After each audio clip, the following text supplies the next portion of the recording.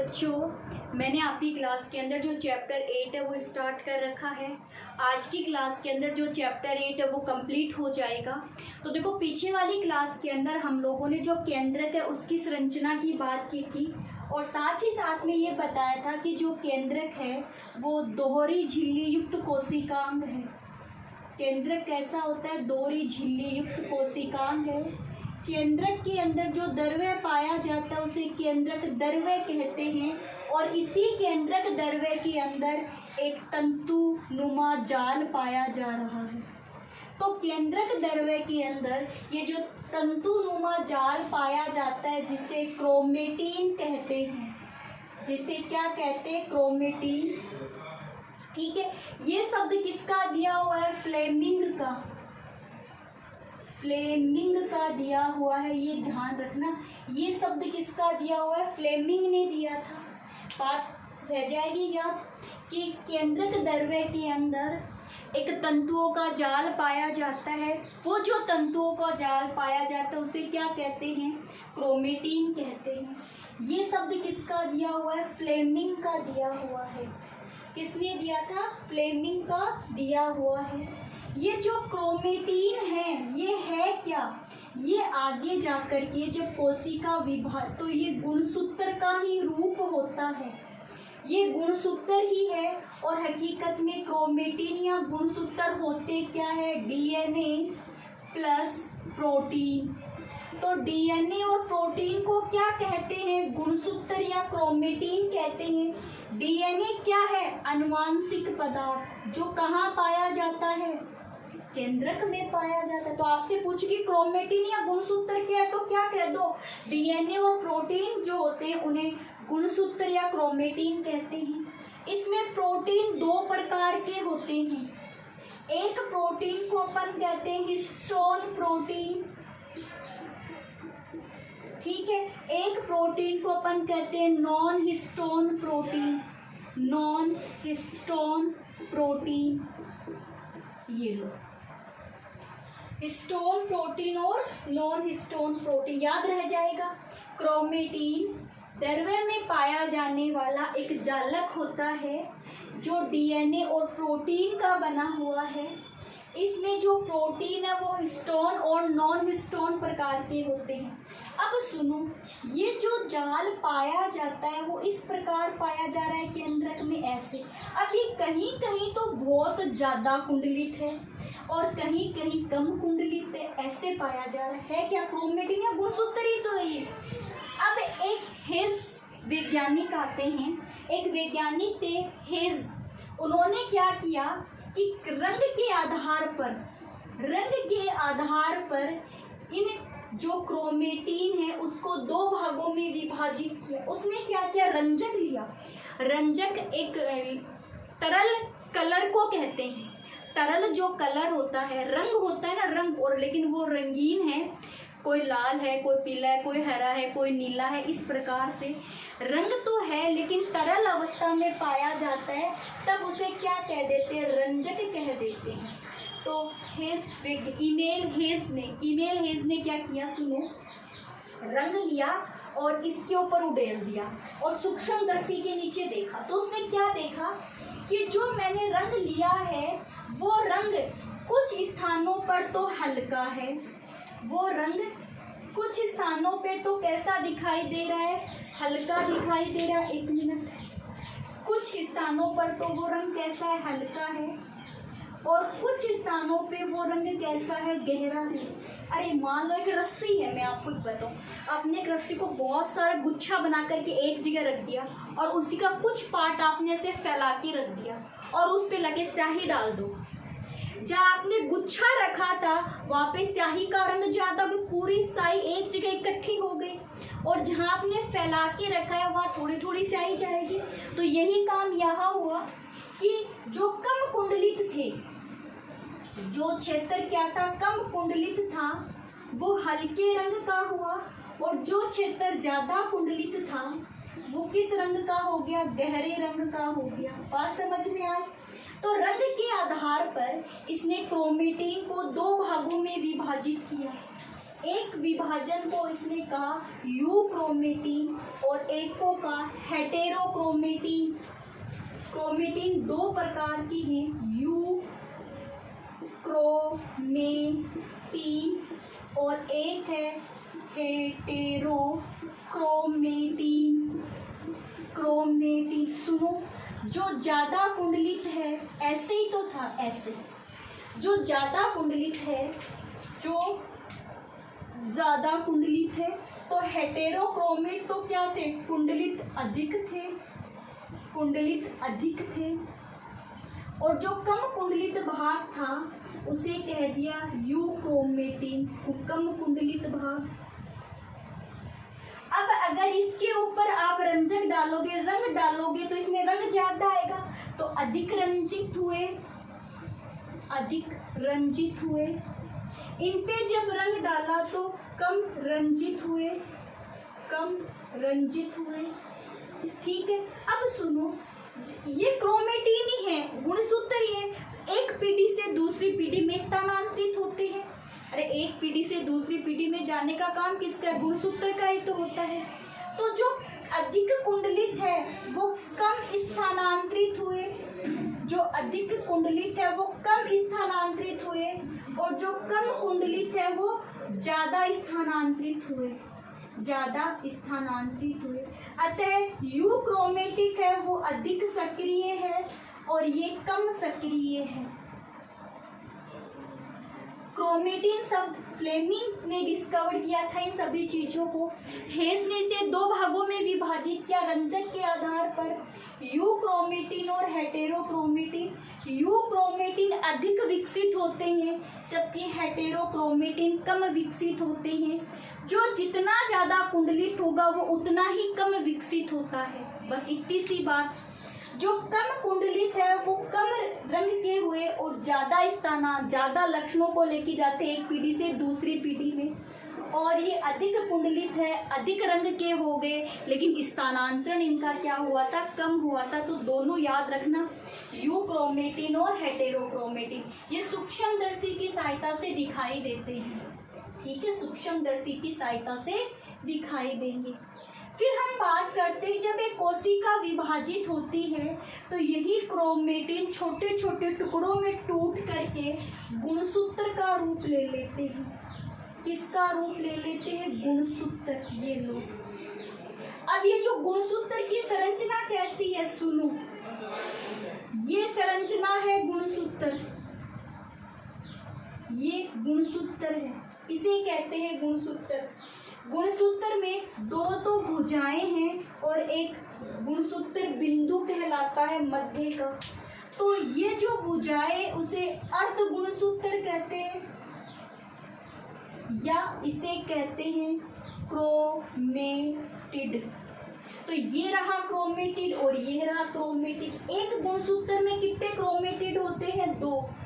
बीच वाला जो भाग है इसे गुणसूत्र बिंदु कहते हैं, गुणसूत्र बिंदु या सेंट्रोमियर,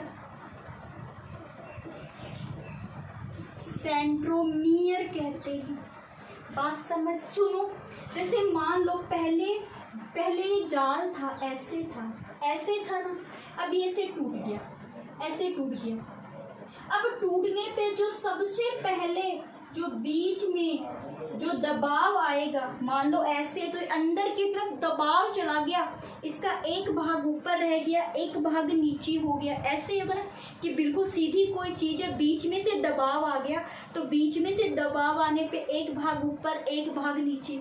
तो प्रथम यानी कि गुणसूत्र धागों में प्रथम दबाव आने से जो संरचना बनती है उसे क्या कहते हैं, गुणसूत्र बिंदु कहते हैं।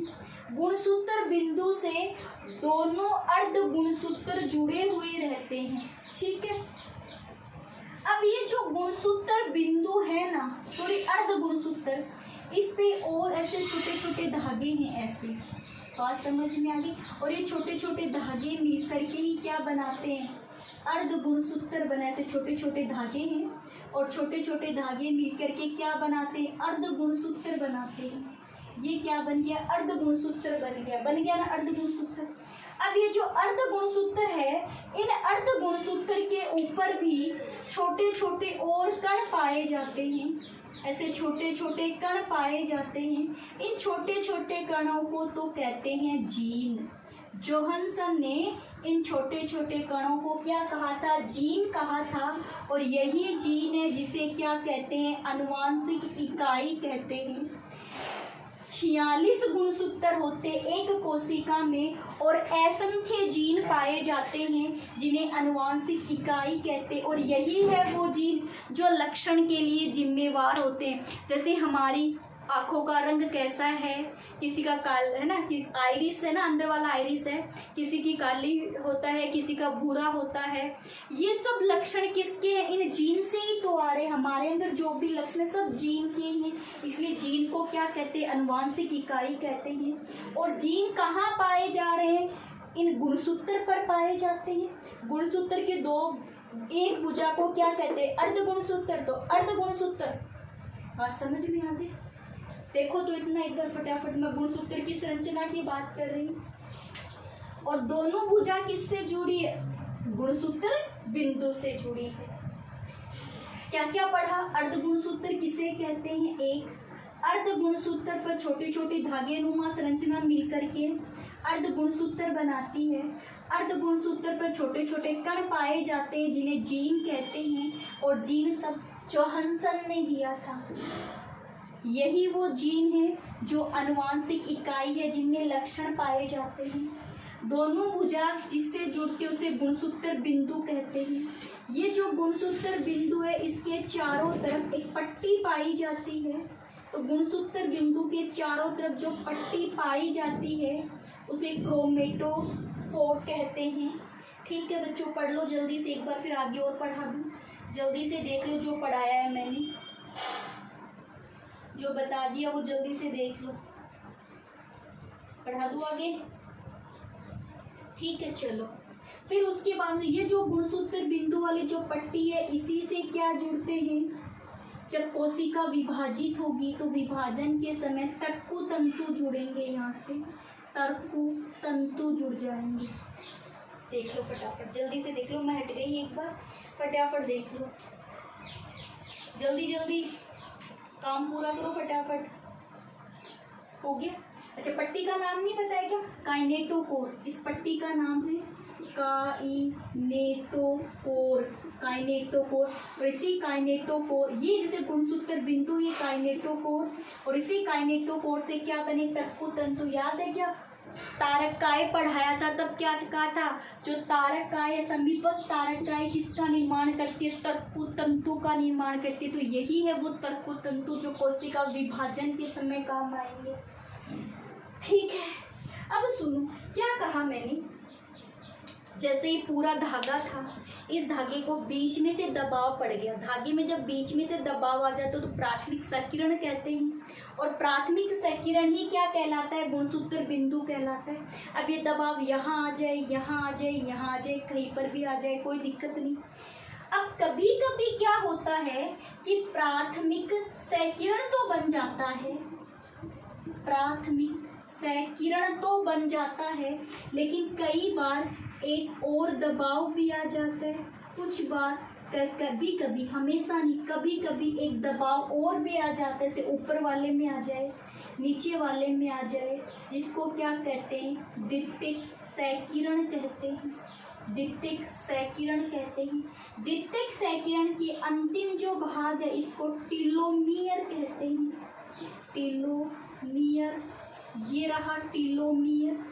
और जो टीलोमियर है, जो टीलोमियर है, ये कहा जाता है कि मानव की उम्र के लिए आवश्यक है। जैसे जैसे उम्र बढ़ती जाती है टीलोमियर छोटे होते जाते हैं। अगर टीलोमियर पर पाए जाने वाले जो जीन हैं उनको नियंत्रण कर लिया जाए तो मानव की उम्र बढ़ने से रोका जा सकता है, ऐसा माना जा रहा है। बुढ़ापे के लिए टीलोमियर जिम्मेवार है।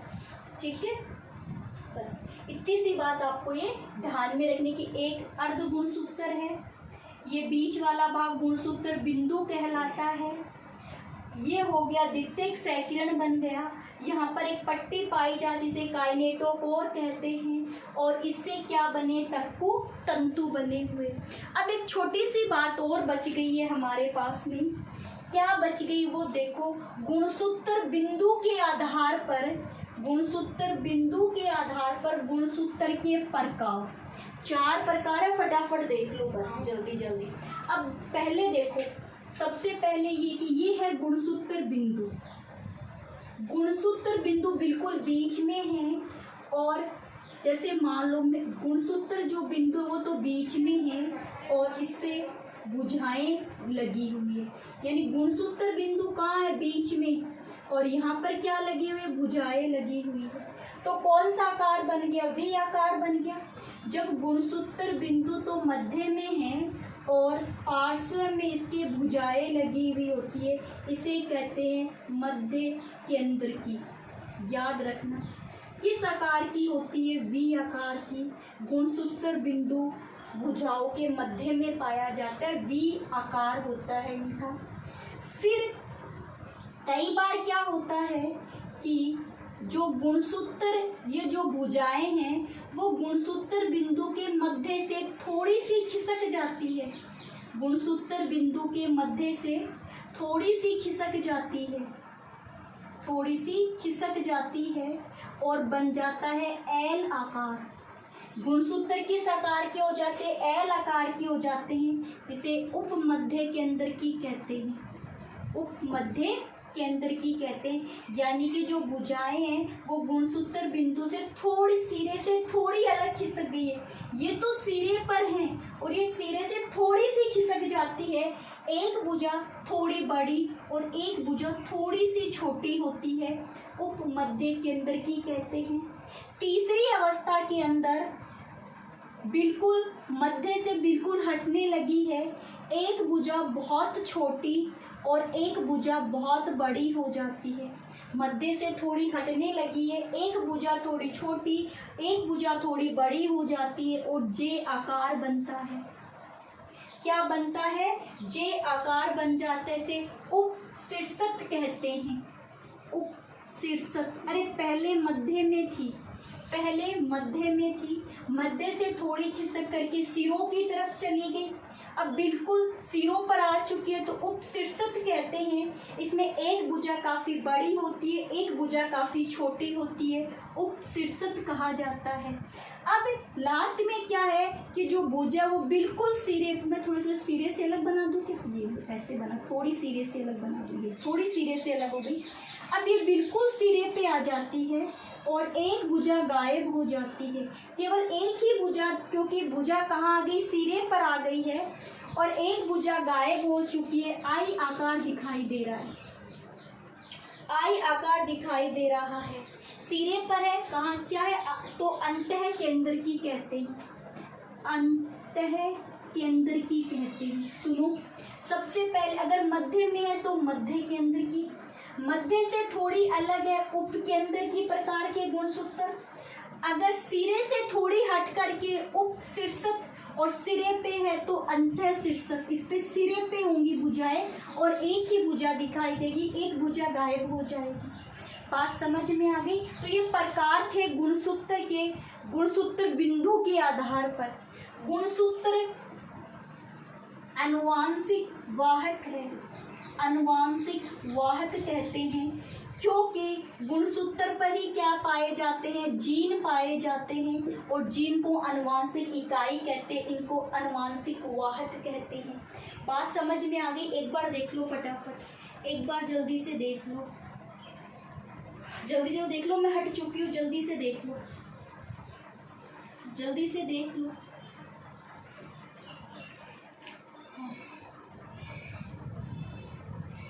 ठीक है, गुणसूत्र नाम किसने दिया, ये और लिख लो। गुणसूत्र नाम दिया था वॉल्डेयर ने, वॉल्डेयर ने। गुणसूत्र शब्द किसका दिया हुआ है, वॉल्डेयर का दिया हुआ है। और गुणसूत्र के खोजकर्ता कौन है, खोजकर्ता इसके हो जाएंगे स्ट्रासबर्गर, स्ट्रासबर्गर इसकी खोज करता है। क्रोमेटिन शब्द दिया था फ्लेमिंग ने, क्रोमेटिन शब्द दिया था फ्लेमिंग ने। क्रोमेटिन किसने खोजा? फ्लेमिंग ने। गुण फिर क्रोमेटिन तो ऐसे हैं और जब ये धागे ऐसे टूटेंगे तब इनको गुणसूत्र किसने कह दिया? वॉल्डेयर ने। और खोजा किसने? स्ट्रासबर्गर्स ने। कि क्या कहा कि जब एक कोशिका विभाजित हो रही थी तो उस समय जो क्रोमेटिन थे वो ऐसे हो गए। तब स्ट्रासबर्गर्स ने क्या कहा फ्लेमिंग को? अरे देखो, वहाँ फ्लेमिंग भी था, वहाँ पे वॉल्डेयर वैज्ञानिक भी था। अरे देखो देखो ये क्रोमेटिन कैसे दिखाई दे रहे हैं, जब एक कोशिका से दो कोशिका बन रही है। उसी समय वॉल्डेयर ने क्या कहा? इसे गुणसूत्र कह दो। इसे क्या कह दो? गुणसूत्र कह दो। तो ओके बच्चों, ये 8 वाला जो चैप्टर है इसी क्लास के साथ में ख़त्म होता है। 8 वाला चैप्टर पूरा हो चुका है हमारा। अगली वाली क्लास में हम एक नए चैप्टर करेंगे, लेकिन पहले इस चैप्टर के पूरे नोट्स लिखेंगे फिर करेंगे। तो जिन बच्चों ने अभी तक इस चैप्टर का अध्ययन नहीं किया है, कोई भी वीडियो छूट गया है तो आप पीछे से वीडियो देख लें और पूरी इस टॉपिक को पूरा कंप्लीट कर लें। ओके बच्चों, आज की क्लास हमारी इतनी ही थी।